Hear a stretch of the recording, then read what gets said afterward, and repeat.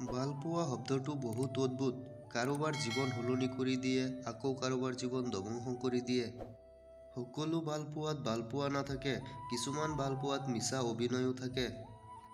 ভালপোৱাৰ নামত যিসকলে ধোঁকাবাজি কৰে, সিহঁতক মানুহে ক্ষমা কৰিলেও সময়ে কেতিয়াও ক্ষমা নকৰে।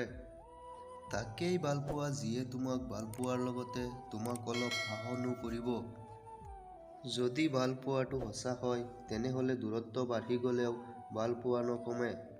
আজিকালি ভালপাওঁ বুলি কোৱা মানুহৰ অভাৱ নাই, কিন্তু সঁচা ভাল পাই গোটেই জীৱন কাষত থকা মানুহৰ বহুত অভাৱ। দেহৰ বৰণ ক'লা হ'লেও তাক ভাল পাব পাৰি, কিন্তু মনৰ বৰণ ক'লা হ'লে তাক কেতিয়াও ভাল পাব নোৱাৰি। বিশ্বাস তাকেই কৰা যিজনে তোমাক আঘাত দি নিজকে অপৰাধী বুলি ভাবে, আৰু ভাল তাকেই পোৱা যাৰ ভিতৰত সকলো সময় তোমাক হেৰুৱাৰ ভয় থাকে। ভালপোৱা হ'ল এনেকুৱা এটা মায়া, তুমি যিমান দূৰলৈ যাবা সিমানেই কাষলৈ টানিব, যিমানেই পাহৰি থাকিবা সিমানেই মনত পৰিব, আৰু যিমানেই হাঁহিবা সিমানেই কন্দুৱাব।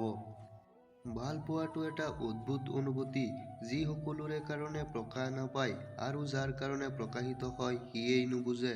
ভাল লগা যে ভাল পোৱা নহয় সেইটো বহুতেই নুবুজে। মানুহে ভাল লগাকেই ভালপোৱা বুলি ভাবিব আৰম্ভ কৰে।